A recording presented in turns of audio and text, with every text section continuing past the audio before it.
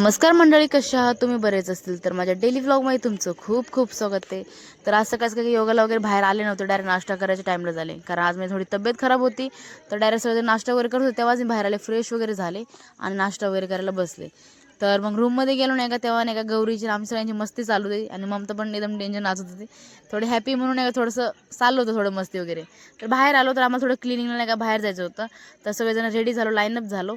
तर नंतर असेच आम्ही नाही का पूर्ण कामं वगैरे करण्यासाठी निघालो. तर झाडू वगैरे घेतला हातमध्ये, खुरपी वगैरे सगळ्यांनी घेतला. तर आम्ही साफसफाईला डायरेक्ट लागलो नाही का कामालाच. तर माणसे आणि मी एका साईडला कामं करत होतो, सगळेजण एका साईडला, आणि फोटोज वगैरे क्लिक करत होतो.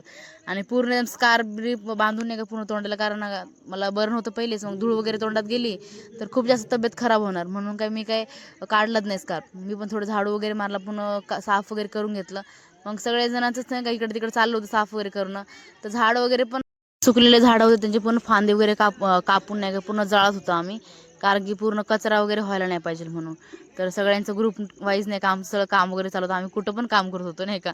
आणि मी स्कार्फ बांधल्यामुळे कसं एकदम चेहरा पण कसं दिसत होता.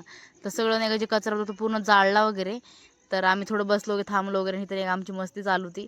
गौरी नाही का डायरेक्टली खुरपी नाही का आपल्या साईच्या डायरेक्ट टोपीमध्येच टाकली होती तिने.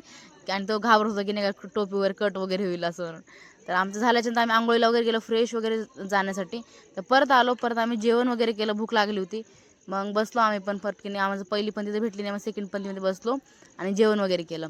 तर ममताने आणि आम्ही आज ट्विनिंग केली होती परत, जी की आम्ही आमच्या कॉलेजमध्ये पण ट्विनिंगचं डे होतं, त्या दिवशी जे कपडे घातले तेच आम्ही नाही का ट्विनिंग केली आज. तर परत नाही का दुपारचं सेशन होतं, त्याच्यामध्ये बसलो आम्ही.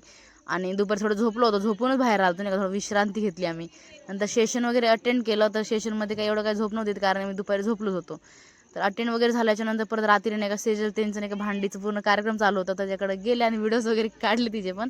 तर ती खुश झाली नाही का मस्त वगैरे, ती एकदम गाणे वगैरे नाही का लावण्यासारखं गाणं वगैरे म्हणत म्हणत भांडे वगैरे घासत होती.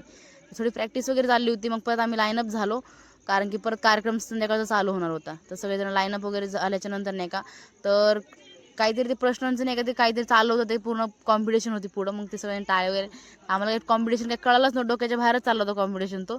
तर काय जाऊ दे तिकडं. मग रात्री आम्ही मस्त एन्जॉय केलं, गाणं वगैरे लावलं, डीजे वगैरे लावून नाही का नाचत बसलो होतो आम्ही पोरी पोरी. तर प्रेरणा काय ऐकतच नव्हती, सेजल तर काय ऐकतच नव्हती. सेजल एकदम नाही का धिंगाणाच करत होती पूर्ण. तर आम्ही पूर्ण एकदम एन्जॉयमेंट केलं, कारण आम्ही नाही का पूर्ण लास्ट नाही का 5व्या दिवसापासून आम्ही एन्जॉयमेंट करायला चालू केली. आम्हाला नाही का पूर्ण काय म्हणजे असं भेटतच नव्हतं एन्जॉय करायला. तर आज आम्ही पूर्ण खुल्ला एन्जॉय केली. आणि रात्रीच्या नाही का 2 वाजायला 10 मिनिटच कमी होते, तेव्हा बघितलं बाहेर येऊन. तर रात्रीचे 2 वाजता नाही का पोरं बाहेर एवढ्या मैदानात नाही का नाचत होती एकदम अंधारात. तर हा व्हिडिओ कसा वाटला नक्कीच सांगा. आवडला असेल लाईक करा, शेअर करा, कमेंट